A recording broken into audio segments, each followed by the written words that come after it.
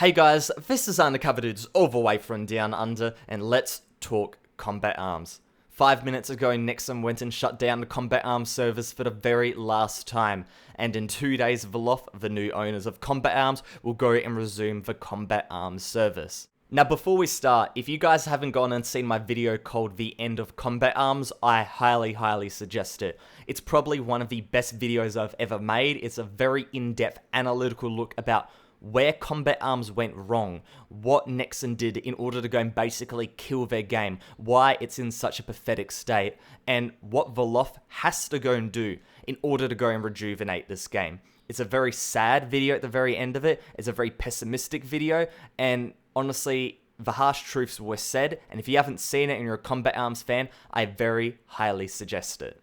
To start this video off, I want to go and talk about a phrase: Reloaded killed combat arms. That's what everybody's been saying. Reloaded killed combat arms. We want the old combat arms back. Nexon killed combat arms, etc, etc. And all of those phrases are 100% correct. Reloaded is the final nail in the coffin. But I think a lot of people really put too much power into the effect of Reloaded. Reloaded was probably the worst update of all time for combat arms. That is true.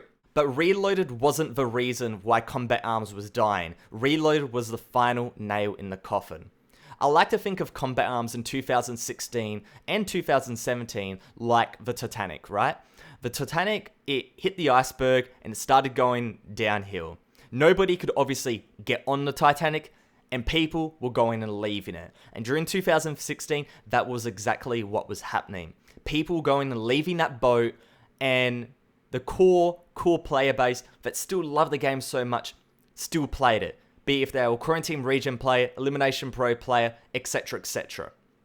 But with that said, no new players were downloading that game, or very minuscule amounts of new players were downloading that game, or they're downloading it for like a few days and then never played it again, which is basically a negligible effect in the overall ecosystem of combat arms.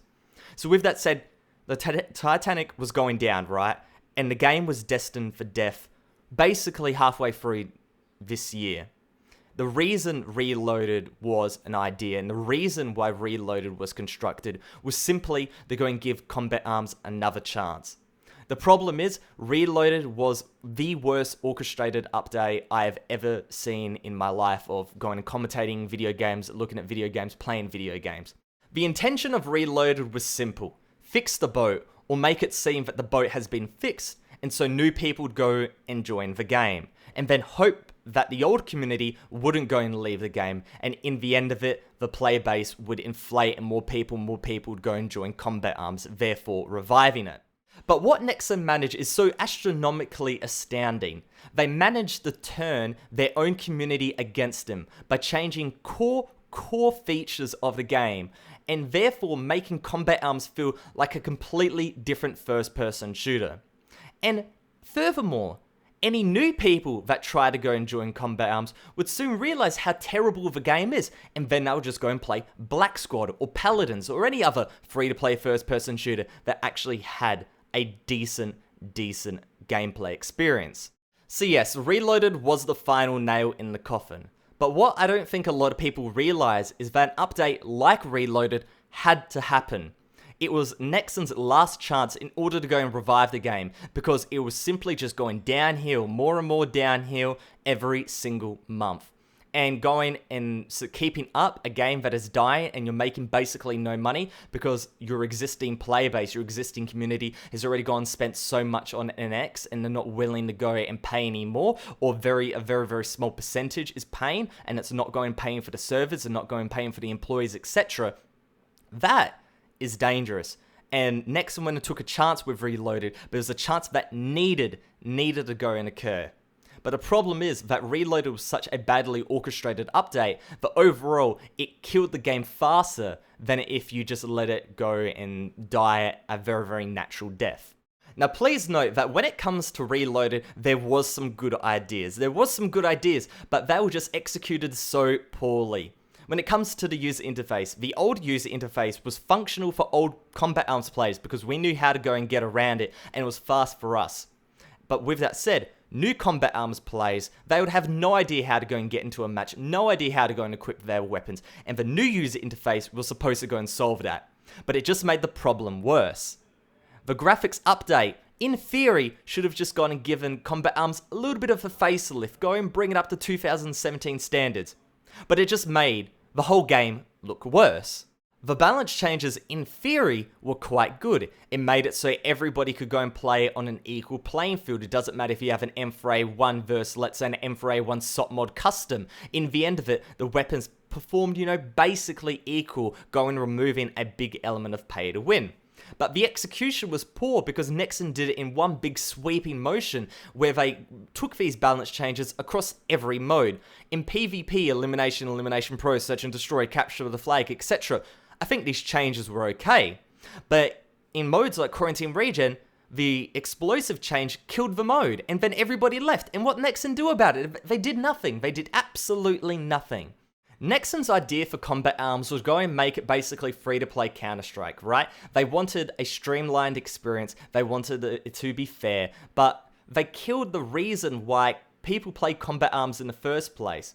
They played because they wanted to go and play with other people, right? Matchmaking killed that. By going and hopping into a lobby where you can't go and talk with people, you just get put into a match, you can't go and play with your friends. The whole reason Combat Arms was originally popular because it was basically an MMO FPS. It was a massively multiplayer online first-person shooter where you could go and have these clans, you could have this bustling community, you could go and play with your friends, you could go and play it casually, you could play it hardcore. It had so many different options.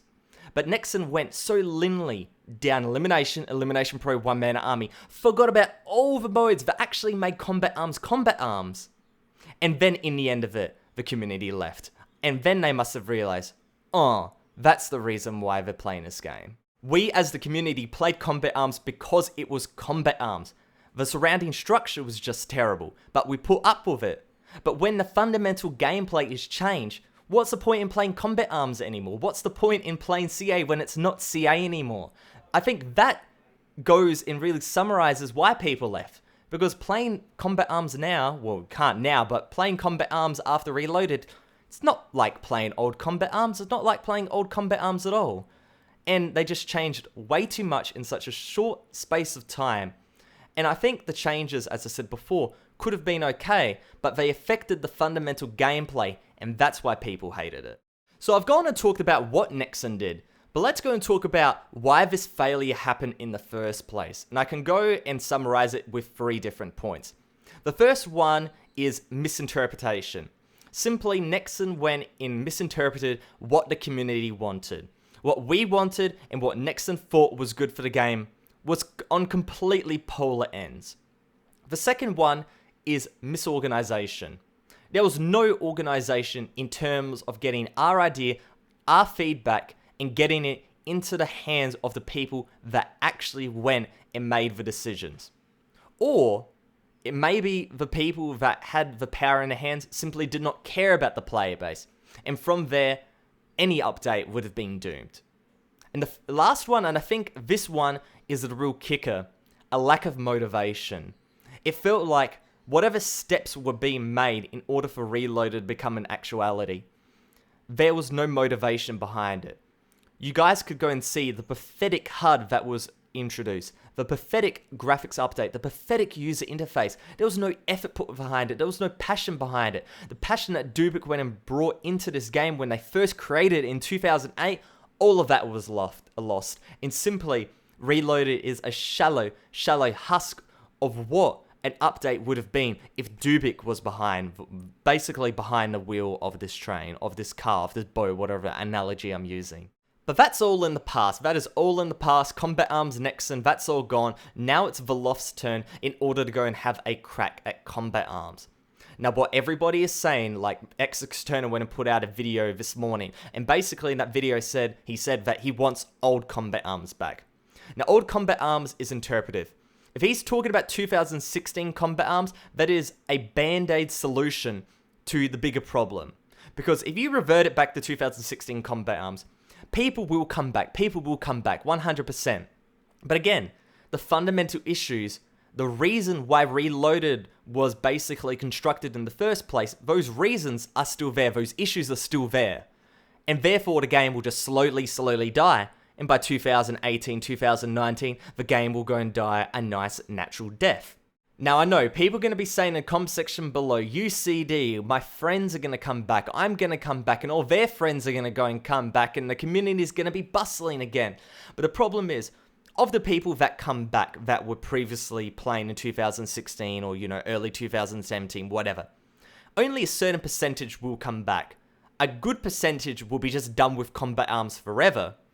And in the end of it, it's just going to be that chamber where nobody's joining, but people are going to be leaking. And of the people that are going to go and join simply for curiosity's sake that played back in 2009, 2010, 2011, they're going to go and say, what's this shit pile of pay-to-win trash, and what is all this crap? And they're just going to go and leave in a day or two. And that's just how it's going to go. And it's just going to be the whole 2016 scenario all over again, but we've just gone and rejigged it. We've just gone back to the future a little bit, and we're just starting it up again. That is a temporary band-aid solution for a very, very big issue that needs to be fixed in order for this game to actually survive. Now, what about Combat Arms Reloaded? Well, that game is done and dusted. If VALOFE decide to go and publish that game, then, good luck, because I don't think anybody is going to go and come back if that game is published, because why? The community is already dead. Nobody's playing it. Why publish a dead version of a game when you could go and publish the slightly less dead version of the game? So you've got the two bad options there. What's the good option, you guys might be asking? Well, the good option is to go and bring Combat Arms back to a state where people love the fundamental, the core gameplay, but hated everything else, right? The lag, the hackers, the overwhelming pay-to-win attitude that Nexon had adopted. And strip all of that back, get rid of all of that, and build the game from the ground up. Now, why do I think that won't happen? Well, Nexon is a multi-billion-dollar corporation. Now, don't get me wrong, when it comes to North American EU, I think if you combine them together, it's less than 10% of the gross revenue of the whole Nexon corporation, the majority coming from Korea and China in terms of mobile games. But with all of that said, Nexon couldn't do it because they were misdirected, bad management, but they had the funds. VALOFE, do they have the direction? We don't know. They have good intentions, but good intentions obviously doesn't turn into good updates as we've seen with Reloaded. But I don't think they have the funds. I don't think they have the funds. So overall, a complete rework of the game, which is actually needed, I don't think that's going to go and happen either. I don't think that's going to happen, that's what I mean. So what do you guys think? Please post all your thoughts in the comments section below. That would be absolutely fantastic, because then we can go and compare. Did VALOFE actually go and listen to what the community was saying? Or did they do exactly what Nexon did and just went off in their own little path, own little direction, and take the game down the direction that nobody really cared for, that nobody really wanted? Hopefully you guys enjoyed this video. If you haven't watched the End of Combat Arms 20-minute extravaganza, where I talk about completely different stuff to this video, I highly go and suggest it. But other than that, it's Undercover Dudes, all the way from Down Under, out.